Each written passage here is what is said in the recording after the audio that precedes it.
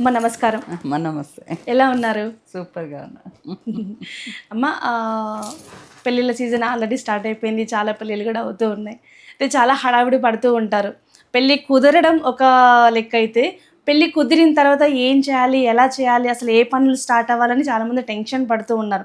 అమ్మాయి తరపు వారు కానీ, అబ్బాయి తరపు వారు కానీ ఫస్ట్ పెళ్ళి కుదిరిన తర్వాత ఎటువంటి విషయాలపై ఫోకస్ పెట్టాలి, ముందుగా ఏ విషయాలు ఇంపార్టెంట్గా తీసుకోవాలి? చాలా మంచి క్వశ్చన్ వేసావు అమ్మ. ఎందుకంటే చాలా విషయాల్లో చూస్తున్నాను ప్రతి ఒక్కళ్ళని కూడా పెళ్లి కుదిరింది, లగ్న పత్రిక రాసేసుకున్నాం, ఇప్పుడు అర్జెంటుగా కంచికి వెళ్ళిపోవాలి, చీరలు తెచ్చుకోవాలి, మళ్ళీ వాడు స్టిచ్చింగ్ సార్ తొందరగా ఇవ్వడు, దాని నగలు చూసుకోవాలి, ఇలా చూసుకుంటారు తప్పనించి అసలు పెళ్ళి కుదిరాక మనం ఫస్ట్ ఏం చేయాలి అంటే, మనం ఫస్ట్ చేయాల్సింది అన్ని విఘ్నాలకు అధిపతి విఘ్ననాయకుడికి ఫస్ట్ ఆయనకి ముడుపు కట్టాలి. ఇది ఇంతవరకు ఎవరికి తెలియదు. ఓకే. ఇది మాత్రం మనకు ఈ బియ్యం పాత్రలో 5 పిడికిళ్ళు, మన చేత్తో పిడికిళ్ళతో 5 పిడికిళ్ళు ఒక పసుపు బట్ట మీద, వైట్ బట్ట మీద పసుపు రాసి 5 పిడికిళ్ళు దాని మీద పెట్టి, అప్పుడు ఈ పెళ్లి జరిగేంత వరకు ఏ విఘ్నాలు కానీ, ఏ గొడవలు కానీ, చుట్టాల విషయంలో కానీ, అదరు వియంకుల విషయాల్లో కానీ ఎలాంటి పొరపక్షాలు కూడా రాకూడదు. అందువల్ల దీనికి ఇదే భారం అనేసి ముందు ఆయనకు ముడుపు కట్టాలి. ఈ తంతు ఎప్పుడు జరిపించాలి? లగ్నపత్రిక రాసిన వెంటనే అప్పుడు మనం ఏం స్టార్ట్ చేయాలంటే వినాయకుడికి స్టార్ట్ చేయాలి. వినాయకుడు స్టార్ట్ చేసేసి ఆ లగ్నపత్రిక పెట్టి, ఆ లగ్నపత్రికతో పాటు మనం ఈ ముడుపు ఒకటి కట్టి ఆ వినాయకుడి దగ్గర పెట్టాలి. ఓకే. ఆయన పెట్టిన తర్వాత అప్పుడు మనం ఏం చేయాలంటే, అంటే అది ఎప్పుడు మళ్ళీ ఆ ముడుపు ఎప్పుడు తీయాలి అనే క్వశ్చన్ వేస్తారు, అది చెప్తాను. ఆ వినాయకుడి దగ్గర పెట్టిన తర్వాత మనం ఏం చేయాలంటే, అప్పుడు ఫస్ట్ మనం ఏం చేస్తాం, శారీస్ కానివ్వండి, ఎక్కడికి కానివ్వండి, నగలకు కానివ్వండి, ఎక్కడికైనా మనం ముడుపు కట్టిన తర్వాత ఎక్కడికైనా మనం ఈ పెళ్లి పత్రికలు ప్రింట్ చేసుకోవడానికి ఇలా అన్నీ వెళ్ళచ్చు. చేశాక పసుపు దంచేటప్పుడు, అంటే మన మెయిన్ పెళ్లి పనులు మొదలు పెడదాం.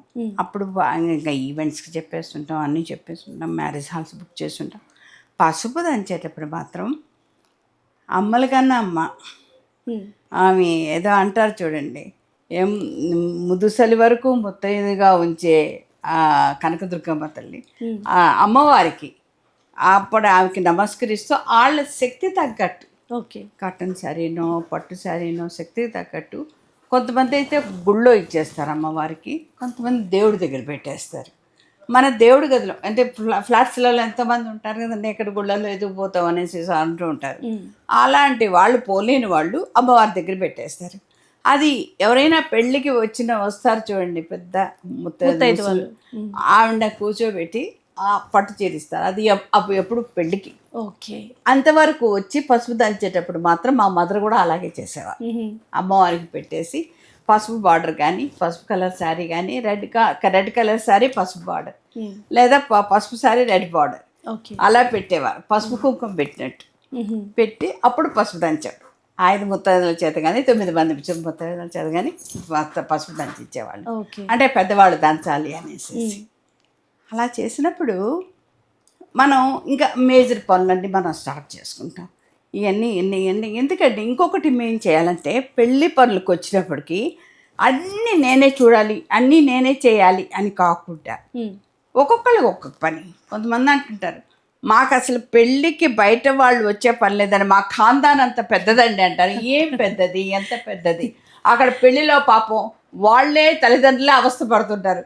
ఈ ఖాందాన్ అంతా ఏం చేసింది అంటే వాళ్ళకి పనులు చెప్పట్లే. కరెక్ట్. ఇప్పుడు వెడ్డింగ్ కార్డ్స్కి నువ్వు, ఇప్పుడు పిలుపులకి నువ్వు, అన్నీ వాళ్ళకి ఒక్కొక్కళ్ళకి ఒక్కొక్క కేటాయించేసేస్తే వాళ్ళు కరెక్ట్గా చేసుకుంటారు. బయట అన్నీ వాళ్ళు తిరగడం కానీ, చూసుకోవడం కానీ, అన్నీ నేనే తిరగాలి. పెళ్లి పెట్ల మీద కూర్చొని కూడా ఆ తండ్రి ఒరే అనేసి అరుస్తుంటారు, చెమటలు కాచుకుంటుంటారు, ఆయాల్సిపడతారు. అంటే వాళ్ళు హ్యాపీగా వాళ్ళ బిడ్డ పెళ్ళి కానీ వాళ్ళు చూడడానికి కూడా వాళ్ళకు అంత పీస్ ఆఫ్ మైండ్ ఉంటుంది. కరెక్ట్. మీరు అన్నట్టుగానే ఒకప్పుడు ఇంట్లో పెళ్లి జరిగిందంటే బంధువులంట మనది అని వచ్చేవారు. బట్ ఇప్పుడు ఆ పరిస్థితి లేదు. జస్ట్ 1 hour ముందు వచ్చేసి ఎవరిని నమ్మట్లే, ఎవరికెవరు నమ్మకాలు లేవు. కరెక్ట్. ఆ పాత రోజుల్లో ఆ నమ్మకం ఉండేది. ఇప్పుడైతే ఆ రోజుల్లో ఇప్పుడు నమ్మకాలు అనేది ఒకళ్ళ రక్త సంబంధికులను కూడా ఒక్కొక్కళ్ళు నమ్మట్లేదు. కరెక్ట్. ఎక్కడ వెనుపోటు పొడుస్తారు, ఎక్కడ లేనిపోయిన విషయాలు ఎక్కడ వెళ్ళి చెప్తారు. ఇవన్నీ ఏదో అబద్ధాలు రుచికరంగానే ఉంటాయి కదా, నిజాల కంటే కూడా అబద్ధాలు రుచికరంగా ఉంటాయి. అందువల్ల ఎక్కడ చెడగొడతారు అనేది, ఇంకా ప్రతి ఒక్కళ్ళకి కూడా చెడు చేయాలనే ఉద్దేశం ఉన్నా లేకపోయినా వీళ్ళకి ప్రతి ఒక్కరికి ఇలాంటివి చూసిన వాళ్ళకు విన్న వాళ్ళకు భయం అనేది పట్టుకోండి. ఖచ్చితంగా. అందువల్ల మీరేంటంటే నమ్మకం అనేది ఉంచుకోండి. వాళ్ళు చెడు చేస్తారు, మంచి చేస్తారు, చెడు చేసి ఇవన్నీ పెట్టుకోకుండా అన్నీ మీ మీదనే భారం వేసుకోకుండా ఎవరికి వాళ్ళకు పనులు అప్పచెప్పేసేయండి. మీరు నిశ్చింతంగా కూర్చొని మీ పిల్లల పెళ్ళి మీరు వాళ్ళని వచ్చిన వాళ్ళు పెళ్ళికి వచ్చిన వాళ్ళని రిసీవ్ చేసుకోవడానికి వేరే వాళ్ళు మీరు పెట్టండి, మీ దగ్గర వాళ్ళను, దగ్గర బంధుత్వాలని. వాళ్ళంటే వాళ్ళు కూడా ఫెమిలియర్ ఫేస్ ఉండాలి రిసీవ్ చేసుకోవడానికి. అలా చేసుకున్నప్పుడు మీ పిల్లలు ప్రతి తంతు హ్యాపీగా ఎంజాయ్ చేస్తూ చూసుకోవచ్చు. అందువల్ల ఒక ప్లాన్ ప్రకారం చేసుకోవాలి. కానీ ఇది పెళ్ళైన తర్వాత 16 రోజుల పండుగ అయిపోయినప్పుడు ఆ రోజు 16 రోజుల పండుగ అందరిని పిలుస్తుంటారు, వాళ్ళకి బొందు కూడా ఏదో కొడుతూ ఉంటారు. అప్పుడు ఈ ముడుపు కట్టిన బియ్యం, ఓకే, పాయసం కానివ్వండి, కుడుములు కానివ్వండి, స్వామివారికి ఇష్టమైన ఉండ్రాళ్ళు కానివ్వండి చేసి మనం ఫ్రిడ్జ్లో పెట్టకూడదు, అందరికీ పనిచేసేయాలి. ఓకే, అందరికి పనిచేసేస్తే అప్పటికి ఆ తంతు పూర్తి అయిపోయినట్టు లెక్క. అంటే హ్యాపీగా జరిగింది పెళ్ళి అంటే. కొంతమందిని గమనించే ఉంటారు, పెళ్లి దగ్గర కూర్చో ఉంటారు, చాలా సీరియస్గా కూర్చో ఉంటారు. వాళ్ళు చూడు మమ్మల్ని సరిగా రిసీవ్ చేసుకోలేదు, వీళ్ళని ఇంకొకళ్ళని మాత్రం బాగా చేసుకున్నారు, మమ్మల్ని చేసుకోలేదు. ఒక చోటుకు వచ్చిన తర్వాత హ్యాపీగా మంచి కానివ్వండి చెడు కానివ్వండి ఆ ఉన్న కొద్దిసేపు సంతోషంగా ఉండాలి, నవ్వుతూ ఉండాలి, ఆనందంగా ఉండాలి. అంతేగాని ముఖం బాడ్చుకుంటూ కళ్ళనీళ్ళు తుడుచుకుంటూ అలా చేయడం అనేది చాలా దారుణమైన విషయం. వాళ్ళు కూడా పెళ్ళికి వచ్చిన వాళ్ళు చూసినా కూడా ఎందుకు వీళ్ళ తోడుకోడళ్ళు ఆడబిడ్డలు ఇట్లా కూర్చోన్నారే ముద్దు ముడుచుకొని అనేసి అనకూడదు. అలా మంచి మనసు ఉంటేనే హ్యాపీగా రండి. అలాంటి భావన ఉండేటప్పుడు రాకూడదు. ఏదో కొంతమంది అయితే గొడవలు పెట్టాలి అనే ఆలోచనతోనే వస్తారు. మాకు ఇది అందలేదే, మాకు అందలేదే, మాకు భోజనంలో ఇది పెట్టలేదే, మమ్మల్ని పిలిచలేదే, ఏదో ఒకటి చెప్తూ ఉంటారు. అంటే వాళ్ళకి ఏదో ఒక వంక దొరకాలి. అలాంటివి కూడా చాలా నీచమైన పద్ధతి. ఇవన్నీ మానుకోవాలి చాలా ఒక్కళ్ళు. ఒక పెళ్ళి అనేటప్పుడు హ్యాపీగా ఎంజాయ్ చేయాలి. మనం రాకపోయినా పెళ్ళి అయితే జరుగుతుంది ఆ టయానికి. కానీ మనం కూడా ఉన్నప్పుడు దానిలో పాలు పంచుకోవాలి, సరదాగా ఎంజాయ్ చేయాలి. అప్పుడు ఏదైనా ఫస్ట్ చూడాల్సింది భగవంతుడిని. ముందు ఆయనకి ధ్యానం చేస్తేనే ఆయన ప్రతిదీ ఏది అది సక్సెస్ఫుల్గానే చేస్తారు. కరెక్ట్. అది ఎవరికి తెలియదు ముడుపు కట్టే విషయం. చాలా మంచి విషయం, అంటే ఎవరికి తెలియని విషయాలు మీరు తెలియజేశారు.